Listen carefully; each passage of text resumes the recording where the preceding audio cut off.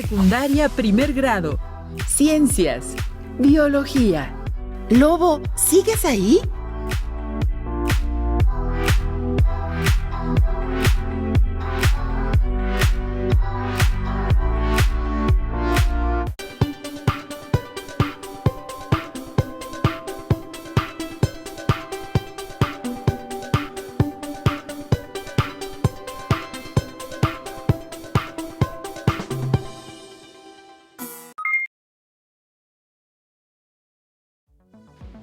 Maestra Ana Gabriela, ¿no le parece una crueldad que las leonas y los cocodrilos matan a otros seres vivos con los que comparten sus ecosistemas?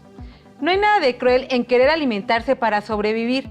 Todas las especies lo hacen, de una u otra forma. Y así ha sido siempre la vida en este hermoso planeta. Es verdad, nadie quiere pasar hambre. Así es, profesor Juan Carlos. Bienvenidas y bienvenidos estudiantes de primer grado de educación secundaria a su asignatura de Ciencias, Biología. Soy la profesora Ana Gabriela Martínez San Juan. Y yo, el profesor Juan Carlos Alfonso Vences. Seguiremos trabajando con ustedes el aprendizaje esperado, infiere el papel que juegan las interacciones depredador-presa y la competencia en el equilibrio de poblaciones en un ecosistema. Nos enfocaremos en el propósito, reconocer las características de depredador y presa, así como la relación entre depredador y presa. Y lo abordaremos con el tema Lobo, ¿sigues ahí? ¡Empecemos! Les recomendamos que realicen las actividades sugeridas en esta sesión para elaborar sus apuntes. Así que es importante que tengan a la mano cuaderno, lápiz, colores, bolígrafos y su libro de biología. Pueden revisar el abecedario biológico, pues retomaremos algunos conceptos tratados en sesiones anteriores. Además, pueden integrar los conceptos desconocidos o aquellos que consideren interesantes. ¿Quién no ha visto a un gato acechando a un pájaro? O a una abeja o mosca presa en una telaraña. ¿Ustedes han visto ese escenario o alguno parecido? ¿Qué características tiene el depredador para atrapar a su presa y qué características tiene la presa para huir de su depredador? Esperamos que en esta sesión reconozcan algunas características de los depredadores y las presas, asimismo que comprendan cómo se relacionan y por qué es indispensable para la salud de los ecosistemas. En la sesión anterior identificaron la importancia ecológica de los depredadores. Ahora conoceremos más sobre las características de ellos y sus presas. En la naturaleza, los organismos tienen que obtener recursos para su supervivencia, crecimiento y reproducción. Estos recursos se obtienen a través de una serie de conductas que incluyen la búsqueda, captura y consumo de diferentes presas por los organismos a los que se les llama depredadores. Una interacción depredador-presa es aquella que ocurre entre organismos de especies diferentes, es decir, una comunidad en donde hay transferencia de recursos de una especie a otra. Hablando en términos evolutivos, la selección natural favorece en los depredadores las conductas y características morfológicas, fisiológicas para capturar a las presas. Por otro lado, esta misma selección natural favorece la expresión de las características y conductas de las presas, que permiten evitar a los depredadores. Esto indica que dos especies o grupo de especies pueden evolucionar por selección natural, de manera conjunta. A este proceso se le denomina coevolución, en donde cada especie ejerce presión selectiva en la otra, lo que favorece que cada especie desarrolle adaptaciones que incrementan su éxito reproductivo. La coevolución es común entre especies que interactúan ecológicamente, como en el caso depredador-presa. Así es, profesora Ana Gabriela. Ahora repasemos algunos términos importantes. Un depredador es un organismo que se alimenta de otro, a quien se le denomina presa.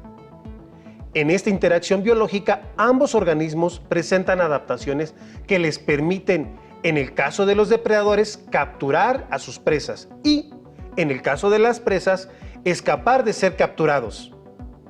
La depredación, aunque parezca un poco cruel, no es perjudicial para la población de las presas.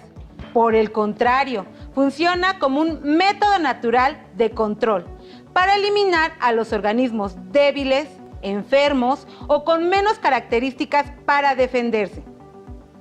De esta manera, la relación presa-depredador es fundamental también para la selección natural, tema que estudiaron con anterioridad, porque es posible la extinción de especies poco aptas que no resisten la presión selectiva y las que sobreviven lo logran debido a sus adaptaciones.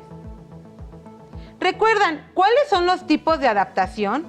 Este tema lo trabajaron con las profesoras Ángeles y Graciela. Muy bien, morfológicas, fisiológicas y de comportamiento. Pueden revisar sus apuntes o su abecedario biológico para recordar de qué trata cada uno. Con base a esta clasificación, veremos algunas características de los organismos que los identifican como depredadores o presas respectivamente. Observen con atención y analicen el siguiente organizador gráfico. Adaptaciones de los depredadores. Noten aquellos ejemplos de cada uno de los 3 tipos de adaptaciones. Empecemos con las morfológicas. Recuerden que estas se refieren a estructuras externas e internas de los organismos que les confieren ventajas en la sobrevivencia y reproducción. Por ejemplo, garras y dientes afilados, colmillos, aguijones con veneno, mandíbulas fuertes, picos. Dentro de las adaptaciones fisiológicas que tienen que ver con el funcionamiento interno de diferentes órganos o partes del individuo se encuentran olfato desarrollado, ecolocalización, como en el caso de algunos murciélagos, que les permite encontrar lugares donde habitualmente hay muchos insectos, poca competencia para obtener el alimento y pocos depredadores para ellos, veneno para inmovilizar a sus presas. Y finalmente, en las adaptaciones de comportamiento encontramos caza cooperativa, como la que realizan los delfines, leones, orcas, entre otros. Técnicas de emboscada, es decir, observan y esperan con cautela hasta que la presa está al alcance. Esto se observa en los felinos, como los jaguares, pumas, leopardos y leones. Construcción de trampas, como lo hacen las arañas. ¡Qué increíble!, ¿cierto? Es importante mencionar que también existen superdepredadores, que son aquellos que se encuentran en lo alto de las cadenas alimenticias, porque no tienen enemigos naturales en su hábitat que los puedan cazar. Por ejemplo, los leones y las orcas. Profesor Juan Carlos, ¿y nosotros los seres humanos también somos superdepredadores? Así es. Y uno que ha mostrado ser insostenible. Por ello, tenemos que ser conscientes de la gran responsabilidad que está en nuestras manos. Muy cierto, profesor. Bueno, ahora observemos algunas adaptaciones que han desarrollado las presas para evitar ser comidas. Adaptaciones de las presas. Empecemos con las morfológicas. Espinas, como en el caso de algunas plantas. Armaduras. Caparazón. Alas. Cuernos. Ojos laterales. En las adaptaciones fisiológicas encontramos glándulas tóxicas con veneno, sustancias desagradables o repelentes y músculos fuertes para escapar. Por último, las de comportamiento. Madrigueras. Permiten que los animales puedan protegerse de sus enemigos naturales. Los protege y les da refugio. Por ejemplo, topos, conejos, peces, entre otros. Viven en grupos. En ciertos casos, nadar en grupo les permite mostrarse como un organismo mayor y así desalentar a sus depredadores. Arrojan sustancias que confunden al agresor, como sucede con los pulpos, calamares y babosas marinas, que liberan tinta para distraer a su enemigo y escapar. Tanatosis. Algunos seres vivos se hacen los muertos para despistar a sus depredadores.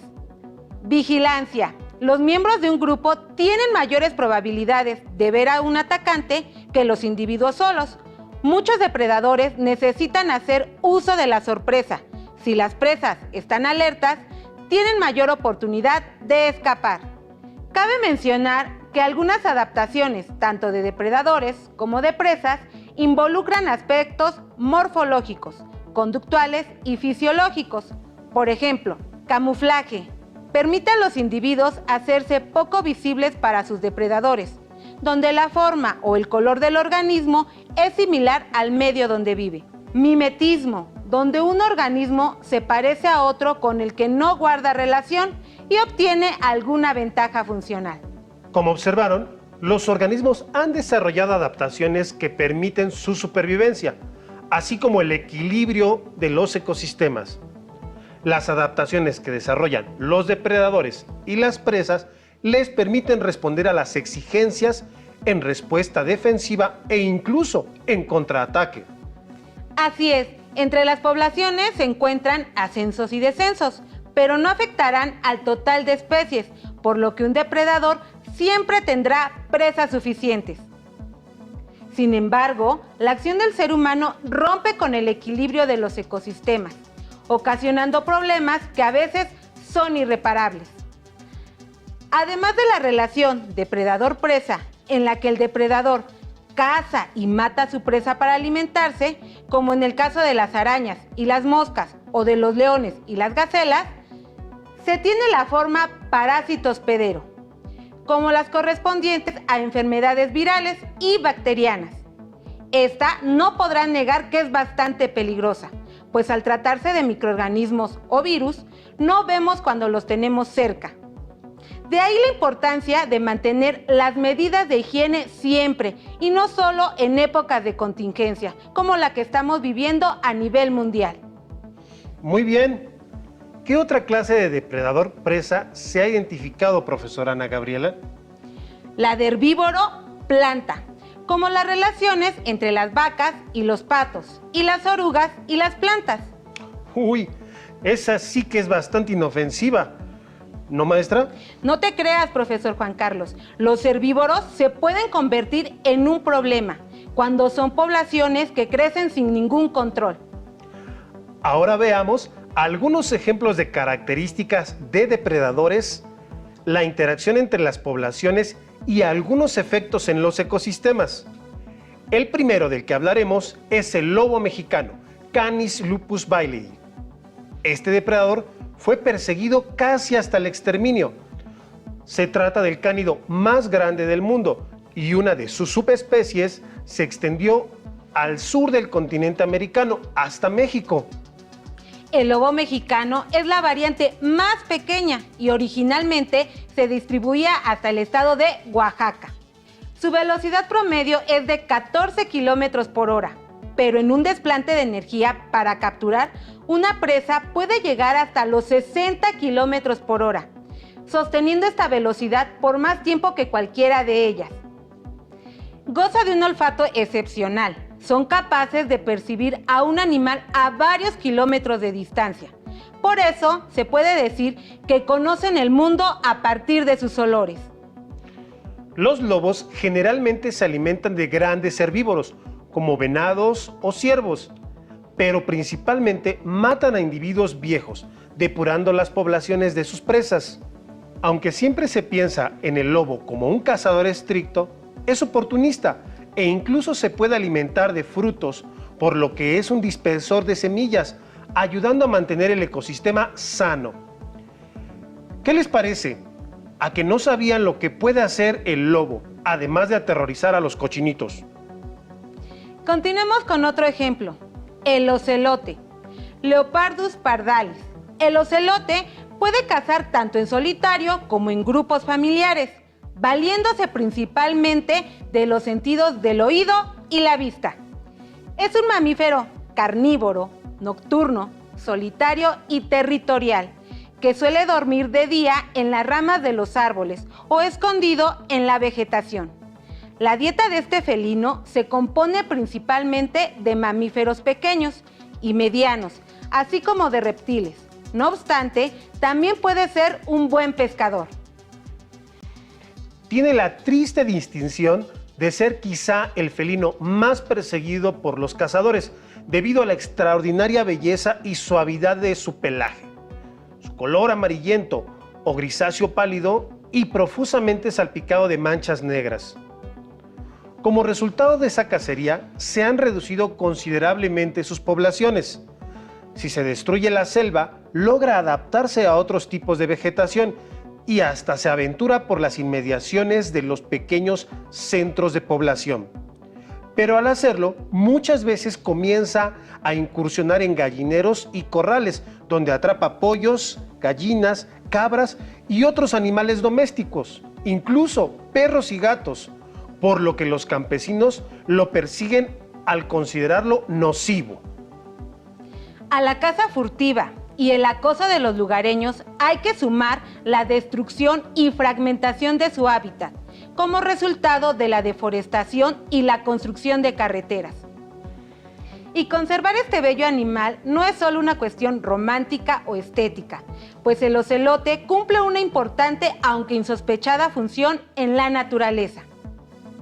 Como depredador de mediano tamaño que es, ayuda a mantener bajo control las poblaciones de herbívoros, tales como venados y conejos, cuyo número excesivo acarrea problemas de erosión y desertificación, al destruir la cubierta vegetal. Asimismo, ayuda a controlar las poblaciones de roedores dañinos para los cultivos. Bueno, profesor Juan Carlos, y con todos estos recursos que comentamos, no veo cómo las presas puedan sobrevivir a estos depredadores. No se crea, maestra Ana Gabriela, las presas también tienen lo suyo. Por ejemplo, los osos marinos poseen una gran agilidad buceando. Junto con su carácter social, hace que sean presas difíciles de sorprender. Las gacelas de Thompson son ligeras, rápidas y cuentan con un excelente oído, lo que les hace estar excepcionalmente alerta. La huida en zigzag ante la amenaza inminente es una estrategia adaptativa que rompe la velocidad de los depredadores. Los puercoespines llegan a tener 30,000 púas de 30 centímetros de largo. Las púas pueden provocar heridas que podrían llegar a ser mortales. ¿Pusieron atención a las adaptaciones que presentan los depredadores y las presas para lograr su supervivencia? Ahora pondremos manos a la obra. Haremos un ejercicio en el que diseñaremos a un depredador imaginario con las adaptaciones morfológicas, fisiológicas y de comportamiento que revisamos, y a una presa también imaginaria con las adaptaciones necesarias para sobrevivir a su cazador. Pero lo vamos a hacer un poco más interesante. En este mazo de cartas tenemos adaptaciones para el depredador y en este otro las adaptaciones que hemos estudiado sobre las presas y que les han salvado la vida. Yo pido ser el depredador. Ni hablar, profesor Juan Carlos, la rapidez ya la tienes. Yo seré la presa. Cada uno tomará sus cartas y el depredador bajará su primera adaptación. Y la presa responderá con una adaptación. Si la presa logra responder a las 3 adaptaciones del depredador, sobrevivirá un día más. De lo contrario, el depredador se retirará con el estómago bien lleno. En este mazo de cartas sobre el depredador están las siguientes características. Garras. Colmillos. Ecolocalización. Acecho. Sustancias pegajosas. Caza en manada. De este lado, las características sobre las presas que utilizaremos para esta actividad son mimetismo, tanatosis, vigilancia, caparazón, espinas y elaboración de madrigueras. Recuerden que solo se tomarán 3 características de cada uno. Les recomendamos que echen a volar su imaginación. Imaginen cómo serían los organismos y cada una de las interacciones que se presentan a continuación.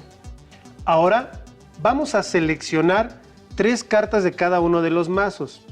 Maestra, te entrego el mío, me prestas el tuyo y lo primero que haremos es que voy a seleccionar al azar 3 adaptaciones de los depredadores. A ver, voy a Elija 3, escoger. profesor. Ok, esta y este. Muy bien. Ahora, maestra, usted elegirá 3 adaptaciones al azar. Elegiré esta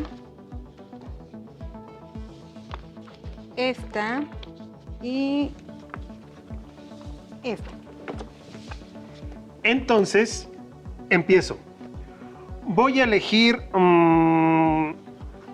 esta carta, acecho. Es una adaptación de comportamiento de mi depredador. Así que estará escondido y vigilando que su presa se aproxime. Casi siempre tiene éxito. Bien, ¿con qué responderé? Con esta carta, vigilancia. Es una adaptación de comportamiento. Así será más fácil observar si los depredadores se acercan. Si no los ve, tiene el apoyo de su especie que también estará alerta. Y ahora, como se percató, su depredador estaba al acecho. Emprendió la huida. A ver, profesor Juan Carlos, no puede dudar que lo esquivé con esta adaptación. Espero su respuesta. Mi turno. Muy bien. Maestra Ana Gabriela. Como la presa escapó y no sé hacia dónde, utilizaré la ecolocalización, que es la capacidad de mi depredador para conocer su entorno, por medio de la emisión de sonidos y la interpretación del eco que los objetos a su alrededor producen. Y ahora la encontré. Ya no podré escapar. Espero que su depredador tenga buen ojo, porque para la presa el mimetismo es su aliado. Y ahora, de seguro, no podrá comérselo. Pues mi depredador se arriesga y lo toma con las garras. Unas muy fuertes como las de las águilas. Creo que mi depredador tendrá un buen banquete. Lamento informarle que no será así. Mi presa presenta espinas de puercoespín. Las garras no lograron sostenerlo por mucho tiempo y su depredador ha salido lastimado en este intento fallido. La presa logró huir. Ni hablar. En esta ocasión, la presa logró huir y el depredador se quedó con hambre. ¿Pudieron imaginar cómo sería cada organismo? Un poco raro, ¿verdad? Este es solo un breve juego donde el profesor Juan Carlos y yo pudimos elegir las adaptaciones necesarias para que cada contrincante, depredador, presa, tuviera éxito. Tengan en cuenta que combinamos características de diferentes organismos. En la naturaleza, cada individuo desarrolla adaptaciones para alimentarse, sobrevivir y dejar descendencia. Algunos, como en el ejemplo, tienen éxito, pero otros mueren. Es importante mencionar que aquí solo tomamos en cuenta las adaptaciones de las que hablamos, pero no otros factores externos que pueden favorecer o perjudicar a cualquiera de los dos. Los invitamos a replicar este juego. Pueden divertirse como nosotros, combinando características de diferentes organismos y creando las interacciones depredador-presa que consideren interesantes. Los retamos a que identifiquen las especies depredadoras de su entidad, así como las presas de las que se alimentan, y finalmente las características tanto del depredador como de la presa. Ahora vayamos a la palabra que agregarán a su abecedario biológico. Les daremos un par de pistas y con la ayuda de las letras que están en forma vertical y horizontal, descubran la palabra que falta. El depredador y la presa desarrollan adaptaciones para sobrevivir. Cuando se generan procesos evolutivos en los depredadores y presas, estamos hablando de... ¿Ya saben de qué palabra se trata? Así es, de la coevolución. ¡Felicidades! Por hoy terminamos. Les agradecemos que nos hayan acompañado en esta sesión y además de aprender, se hayan divertido. Estuvimos muy contentos de ser sus profesores en esta sesión. Yo soy la profesora Ana Gabriela Martínez. Y yo, el profesor Juan Carlos Alfonso Vences. Nos vemos pronto en Aprende en Casa 2.